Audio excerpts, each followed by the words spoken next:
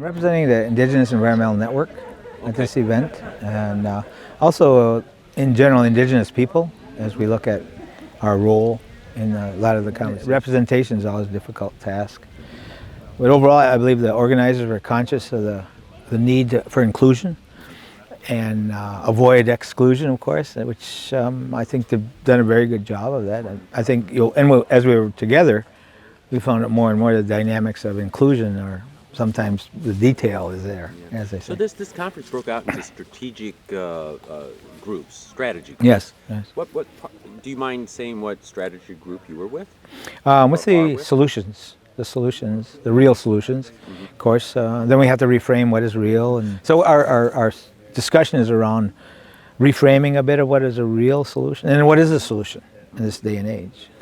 Certainly networking is one of our concerns. After we leave here, as many meetings in a general sense happen, and people have that was a great meeting, and then they go home and another file. And so we're emphasizing the issue of networking and the importance of networking, and trying to set up some institutional structures so that'll happen. Some of the issues that are so far away, but they're right here in your own backyard, and so the identity of the distance is smaller. Because I realize, well, that's in Tennessee, but it's happening right up the road. Well, that's it. That's interesting that you bring up backyard. So, what's in your backyard? What are you dealing with? Well, in our community, we have a checkerboard. Well, I live in the Oneida Indian Reservation, and we have a checkerboard reservation. So there's Indian, non-Indian land. So there's Indian issues and non-Indian issues right next door. We have a Superfund site that was checked off the Superfund list through a lot of the politics and economics from a local paper mill.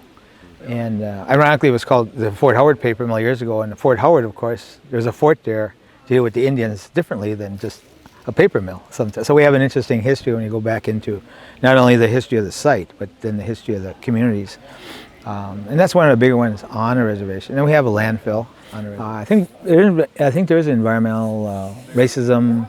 I think there's documents about that. Research has been done around it. And again, who's the author of it? Certainly, if I send my environmental justice issue, it had an indigenous tint to it.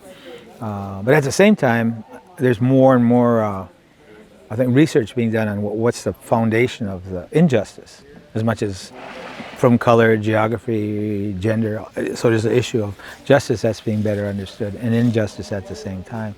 So I think we're seeing a relationship between the two that's elevating the conversation about what are we really talking about. So it happens to be indigenous here, maybe Spanish there, maybe Anglos in the South, So it's getting many colors, I think, to the conversation. Is there anything that I haven't brought up that you'd like to address? I mean, you're an organizer in this event. Is there anything that I haven't asked that you think should be asked? What would you like to say? I'm opening it up here. Well, I think there's an old equation of land, labor, capital that kind of has contributed to us being in the situation we're in. See it as a crisis, conflict, however you want to see where we are today. So I think that land, labor, capital equation has brought us into this a bit. And now what we need is a new equation for the future, which is land, labor, capital, culture. And I think once you add culture to it, however you want to define it, by a region, by a race of people in a certain area, it's going to change how we see the land and the labor issues and the capital issues. So I think that's one of the key points that I think needs to be revisited, re-emphasized. The other one I'd add is our way of thinking about each other and about the land certainly is another part of it. Then you have the old school, who kind of, and not just about age either, but just old school thinking.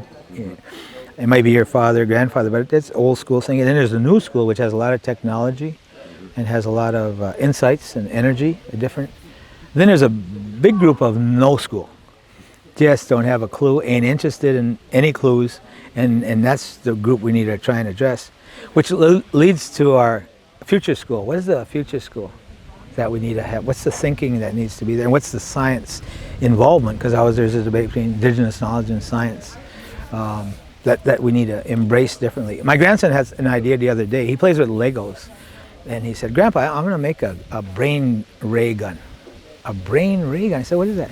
He says, "It's a ray gun I can just point at you and you'll be smarter." I said, give me 2 of those, I told him. So he keeps me going. And that alludes, just last point, is to a way of thinking about 7th-generation philosophy. I think at one time, it wasn't just an indigenous point of view, it's about planning and looking at the future. And I believe it's kind of been interpreted that way, just looking into the future. Not many people can do that. There's a few gods and very intelligent big heads who can see into the future like that. But we're seeing it more in a reframed theme again, is to here I am with my knowledge, skills, and abilities, and then my parents, grandparents, or great-grandparents, if you're lucky now. So there's 3 and 1, and there's 4. And then looking at the future, there's my children, grandchildren, great-grandchildren, about what it's for. So trying to build off of that collective intelligence, I think, is a key to moving into the future in a good way for all of us, including the environment. Thank you. Thank you.